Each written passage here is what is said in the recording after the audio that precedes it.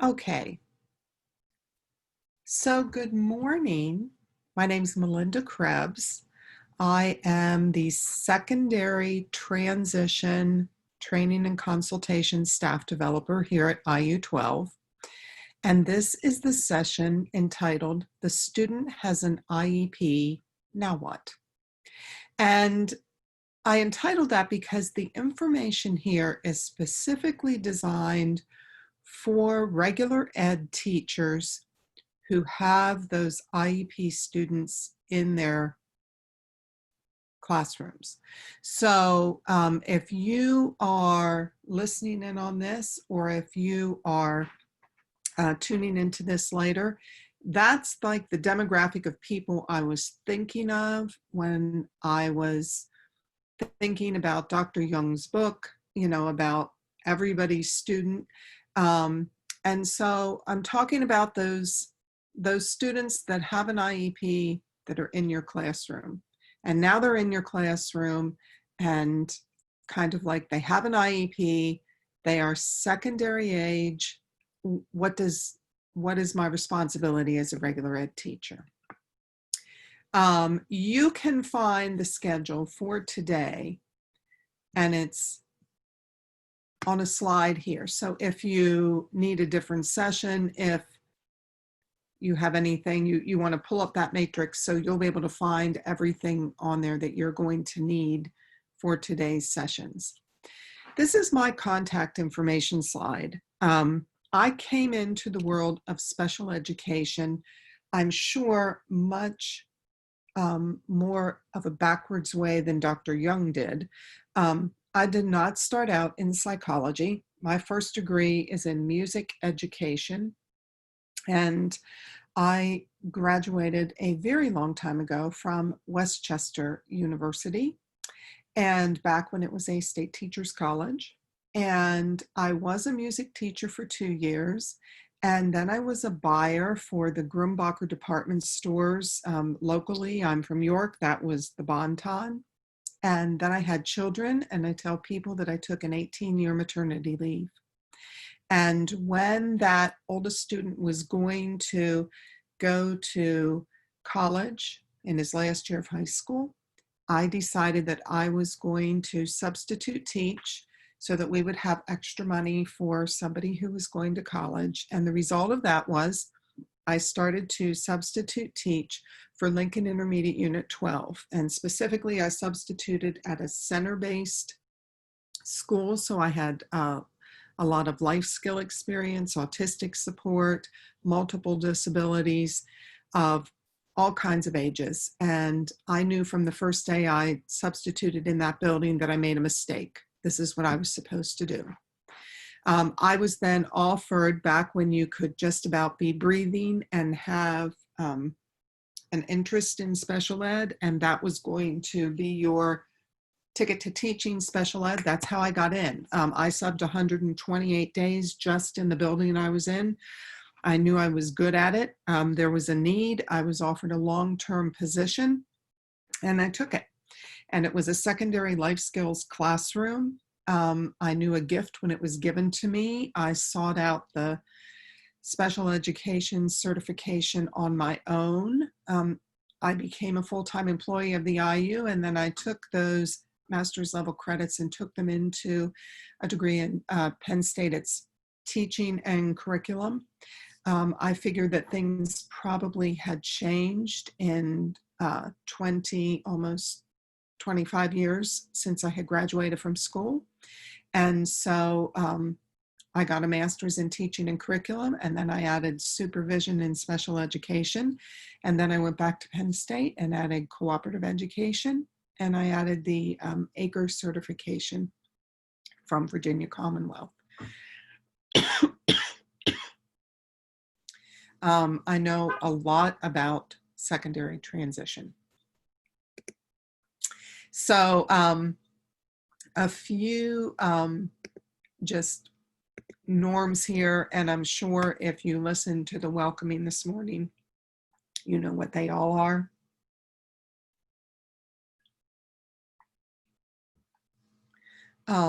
I do know that engagement is a little different for everybody. I do know that we want to honor everybody's perspectives. What I'm talking about here, at least I kind of think, I hope I'm not too, I'll use the word bold or offensive to a regular ed teacher in what I'm going to say. But these are my perspectives, having spent at least the last 12 years really deep into the world of transition. So I do have good intentions. Act 48 information is going to be awarded at the end of the day. You have until July 31st to put all that information in. So I'm going to talk a little bit about specific areas of an IEP that are addressed for the student concerning their post-secondary outcomes. And I hope that by doing that, you will gain an awareness and an understanding that will help you help the IEP student achieve those post-secondary goals. I tell people that everything is all about transition. And the reason I say that is because that's what I believe. I think that you can look at a lot of things that people go to, and it's like, well, that's transition for you. And it's because when a student is in school, so this is the entire time that that student who now, let's assume that they're a secondary student. So they've had an IEP for a while, and the whole time that they have had that IEP, they've been entitled to services that they are receiving. And that's because IDEA is what governs all of those decisions that are being made for that student. So when Dr. Young was talking, this morning in her talk about, the students and, your students, my students, our students, and the definitions of special ed and all of that. Students with disabilities do have rights, and those rights come out of IDEA. The day they graduate, they no longer are entitled. Now they're deemed eligible. And that's because different legislation covers them. And that legislation is the Americans with Disabilities Act of 1990. And so the ADA is very different in how it interprets some things. And this definitely impacts what that student is used to from high school and what they're going into from when they go to college, when they have a job. And it doesn't matter how many times you tell people certain things. It seems like they've had all of this support up until this point. They kind of think it's going to continue. I am going to talk a little bit about accommodations and modifications as they relate specifically to college, because there is kind of a big difference with some of those things that the students are just accustomed to having. When a student has an IEP in Pennsylvania, during the IEP year when that student turns 14, the subject of transition must be addressed. Now, it's important that we're thinking about Pennsylvania because the federal legislation says in the year they turn 16, but in Pennsylvania, we make it 2 years earlier, and we say during that year, the student turns 14. And when you address the subject of transition, specifically, that special education teacher must address 3 distinct areas of post-secondary planning. Those three areas are post-secondary education, post-secondary employment, and post-secondary independent living. And I keep repeating that word post-secondary because the student that is now in high school, the special education teacher that they have in high school, or really all of their teachers, are moving that student towards what that student is going to do once they leave that school setting.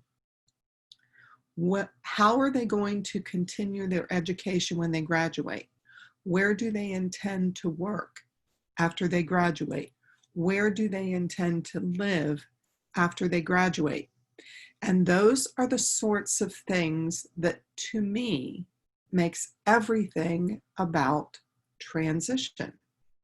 So every decision that we are making as part of an educational team for the students has to do with transition. This is the law, and I'm going to take time to read this section of it. This is directly from IDEA, which was authored in 2004. And here's what it says about secondary transition. Secondary transition is a coordinated set of activities for a child with a disability that is designed within a result-oriented process that is focused on improving the academic and functional achievement of the child with a disability to facilitate the child's movement from school to post-school activities, including post-secondary education, vocational education, integrated employment, including supported employment, continuing and adult education, adult services, independent living, or community participation. That's a very long part of a sentence. And it is that coordinated set of activities designed on improving academic and functional achievement so that they will be able to move as smoothly as possible into those post-school activities, including specifically education, employment, and independent living.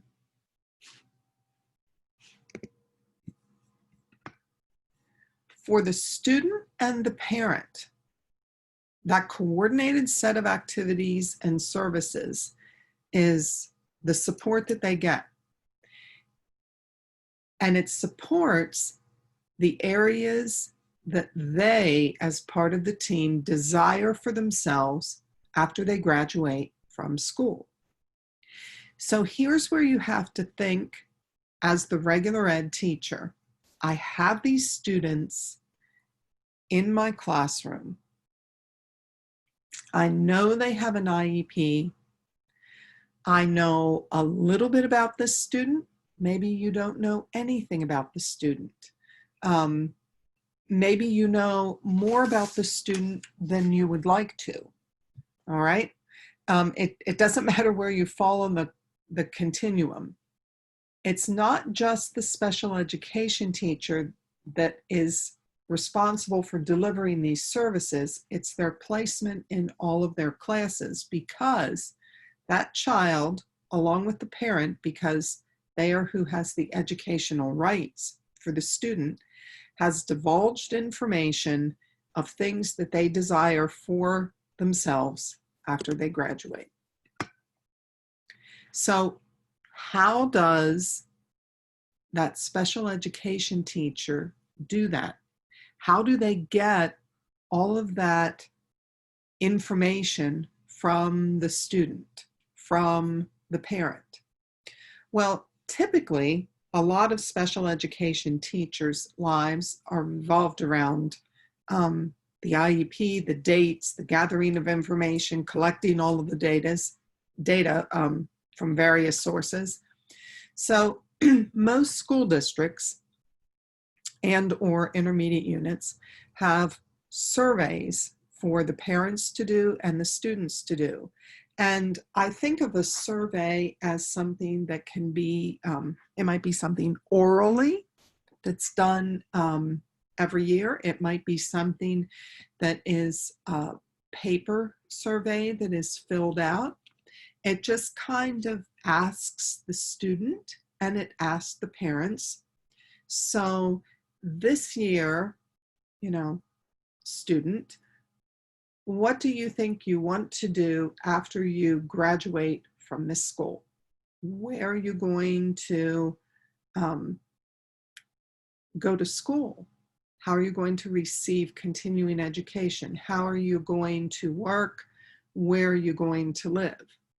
Now, if that is a student who just, I don't want to use the word just, but they're in the support classroom, but mostly they're out in regular ed classes, their answers are likely going to be a lot like many of their other peers that are in classrooms that do not have IEPs. They're going to say, I would like to go to college. They might say, I want to go to college to be a teacher. I want to go to college to be a nurse. The parent is saying on their survey, she still wants to be a nurse. It's all she's talked about for years and years. Or you might have a parent that says, my student is not going to go to college. I know that. However, I want them to have a job. So their education is going to be on the job training. Where are you going to live? Well, right now they're going to live at home. Right now, I don't know. I'd like to have my own apartment someday. Whatever their answers are, this is documented in the present levels of the IEP.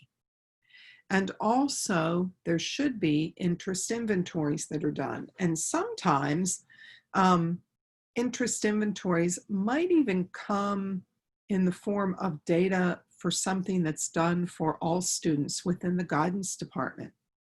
So that information, along with these surveys that are the hopes and dreams of the parents and the students, are part of those present education levels that are in an IEP at the beginning. It might also be that there are activities at the high school that all students can participate in. So that could be something like college reps come to visit schools, and you can go and talk to a representative from that school. It might be that there are Army, Navy, Air Force, Marine recruiters that come. It might be that everybody takes the ASVAB on a certain day. It might be that for career artifacts, there is some type of purchase system that your school has that you are using. It might be that you have an in-house system for that you've created. Whatever those systems are that are already in place for everybody, they're also available for all the special education students in your school. And there are also classes that are available for all students.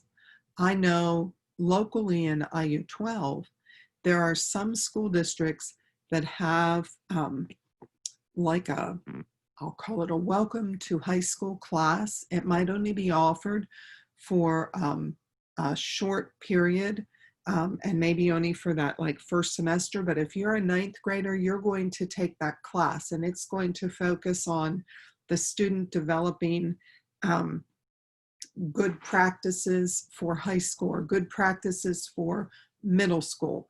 And that's going to be study habits, and it's going to be note taking, and it's going to be computer use, and it's going to be that they're going to be taught where they need to go to ask questions about things. Whatever that class is that's like that, and it's called a variety of different things in the schools that I know of, that's something that's available for everybody. And all of those systems that are already in place provide information for the special ed teacher that, along with that survey information, along with those interest inventories, all of that information gets put in the present education levels of the IEP for the student.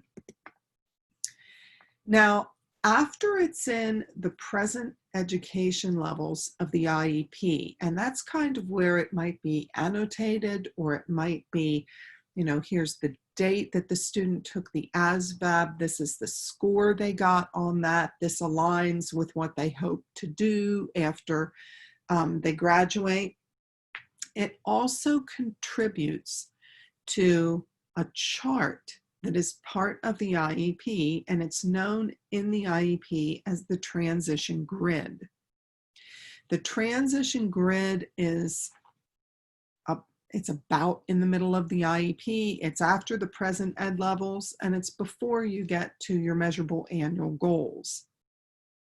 And this is what one section of the grid looks like.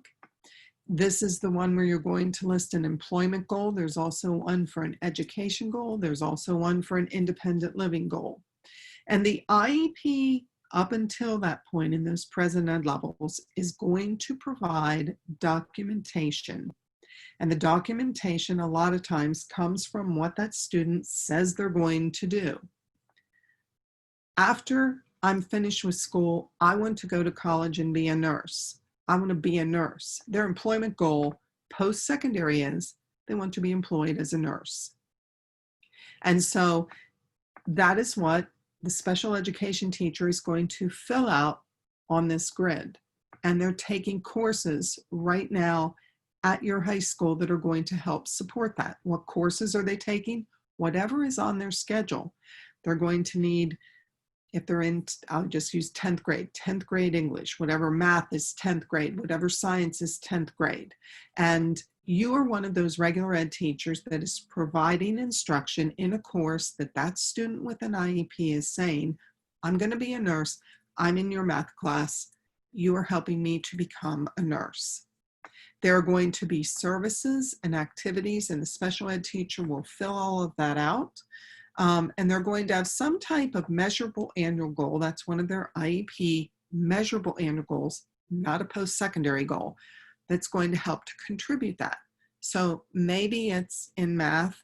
I don't know. They could have a math disability.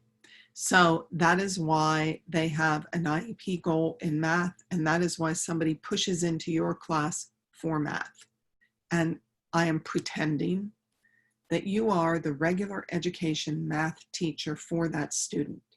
And in your head, already now you are thinking, as this pretend teacher, oh my goodness, that student can never become a nurse.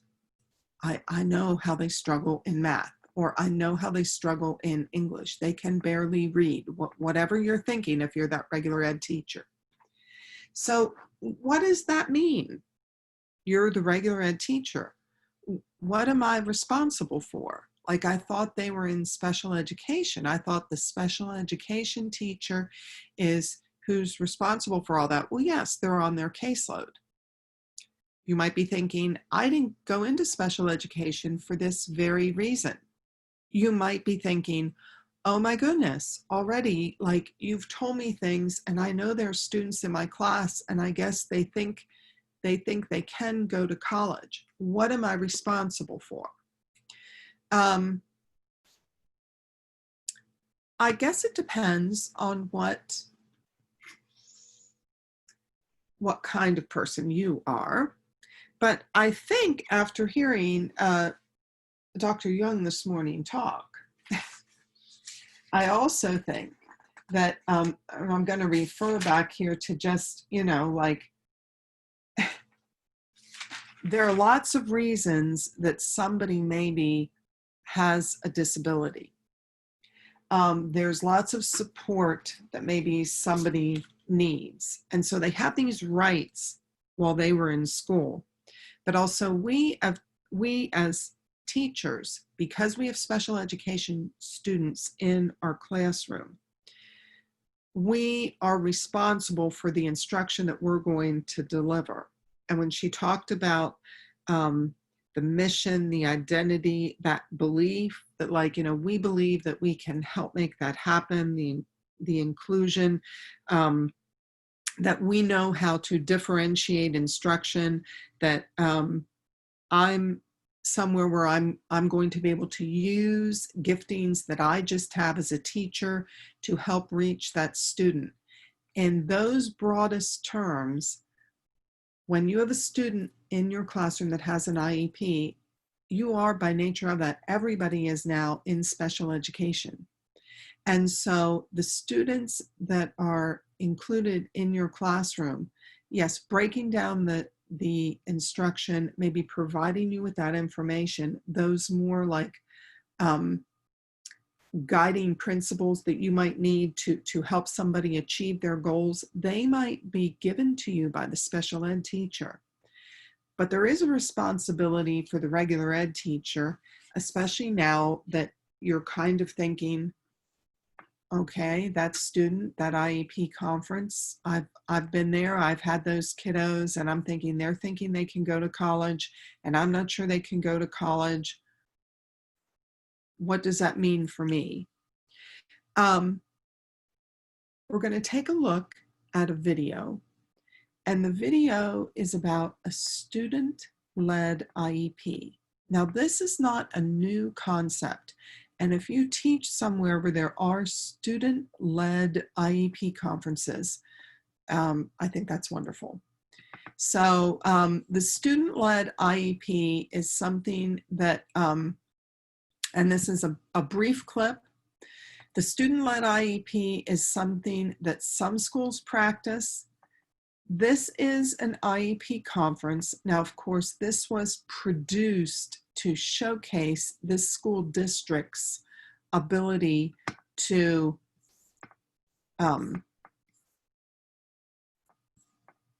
show how good they are at a student-led IEP conference. But I think when you see it, you'll be a little amazed.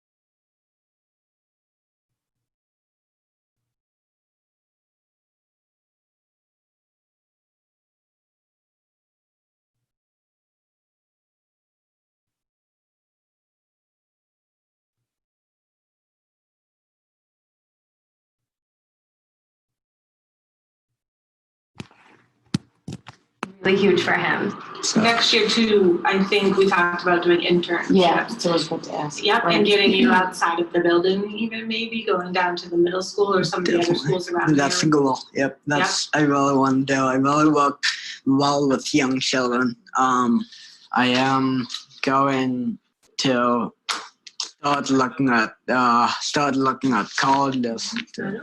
So you've been doing very well in English class. I feel like I get distracted very easily though with like other classmates of mine. Mom and Dad are here, and I'm here, and Miss Mon is here, and these ladies are here. We're all here for you. And so when you have frustrations, and you're like, I just don't get it. It's like, okay. And Garrett, remember, when you're feeling overwhelmed, go to those first couple slides, which is who you are as a person. Mm-hmm. Goes so much farther than anything, and that is that you get along really well with people. You have people skills. You're caring. You're loving. You're outgoing. Those go a long way. And remember that when you're feeling overwhelmed. Okay, I'm really a great person, and I just want to push myself farther. Yep. So don't get too overwhelmed about stuff. Okay. So I thought this was a great meeting. Can I do the last slide? Yes. All right. Thank you all for coming. Thanks for all your help.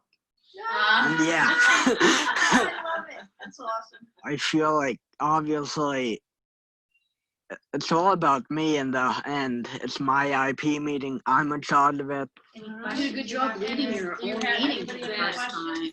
No, I think we covered everything. Thank you. I think we did.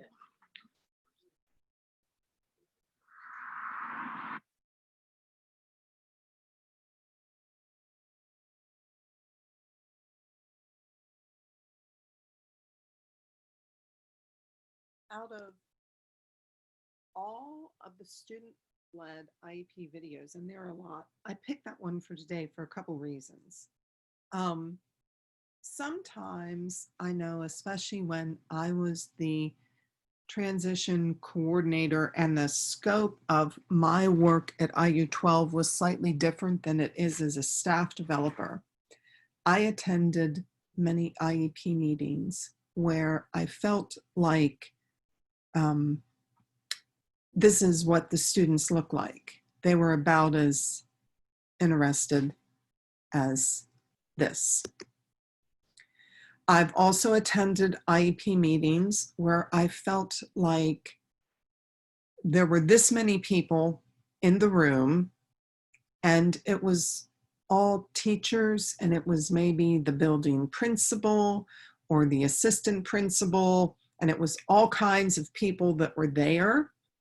But maybe people were just taking notes or looking on their phones. So in many ways, even though there were many people at the meeting, it still was mostly the special ed teacher that was just involved. I've also attended meetings where there were very few people there, even though there obviously could have been a lot more people in the room, or perhaps the student wasn't even in the room and maybe just the parents were being phoned. So who is actually required to be at an IEP meeting?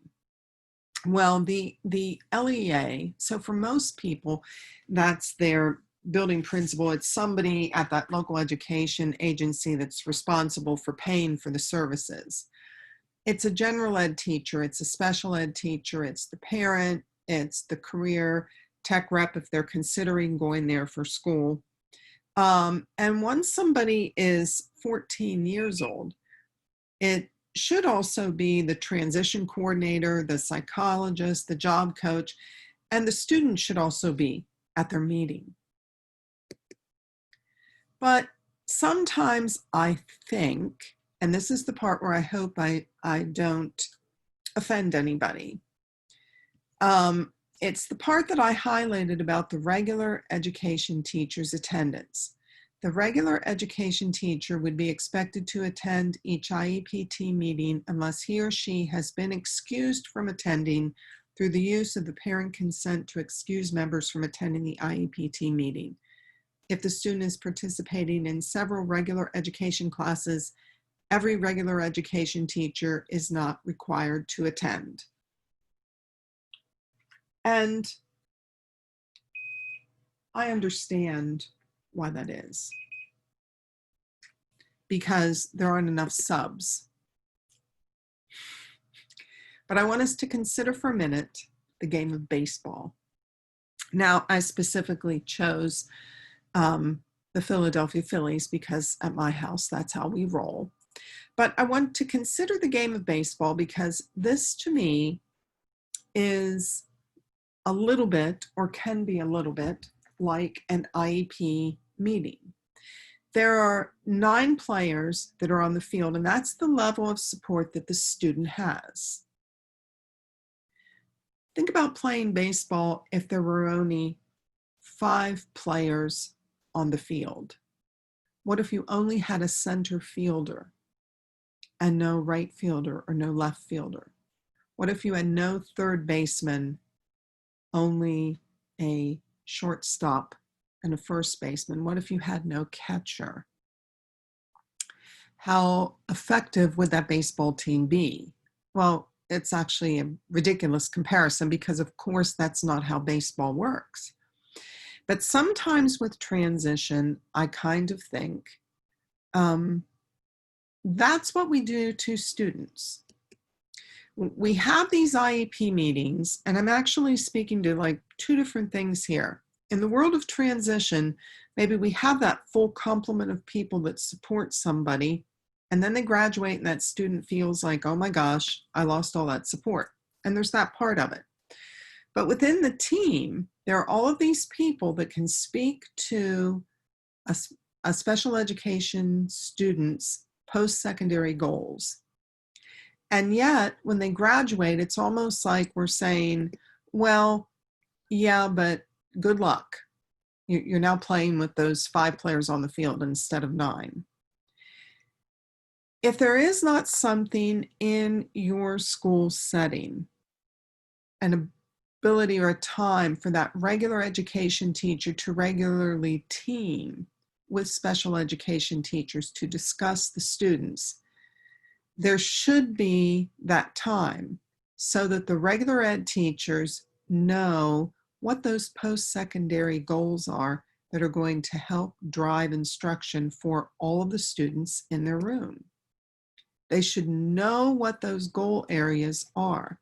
I can't say that enough, because if it is a student and they really are struggling in your class and you know that they are definitely thinking they are going to college, special education isn't saying, yes, you can definitely go to college. No, they are saying, we are going to support you through services and activities so that those dreams that you have can be achieved. So how do we support them? Do we help to correct along the way? I would say for all teachers, email can be used to your advantage because it does provide documentation that then that special ed teacher can use in their IEP prep. They can put it in the present ed levels. You know, all teachers have been reaching out to this student. Here's the dates if you want to see. And when there are legitimate concerns, is there something in place in your district that you get to regularly do to work with a special ed teacher on legitimate concerns that are happening? I don't know those answers to those questions, but I do know that everything is about transition, because legally, once that student hits that magic age of 14 in Pennsylvania, there are areas that are going to be addressed. And helping the students get to the goals and dreams that they hope to achieve are not only going to be the responsibility of one special ed teacher, they're everybody on that team working with that student to help get them to their goals. So I hope that from today, you're just encouraged to know that you can be a part of that solution. You can be a voice for that student. You can, it is possible to have that feeling, that belief of like, yes, you know, I can do this. I can make a difference for this student. And I hope that you do feel empowered that way to do that. Just as a reminder, I want you to remember to put in for the Act 48 if you need it. But before we end the recording for today, are there any questions?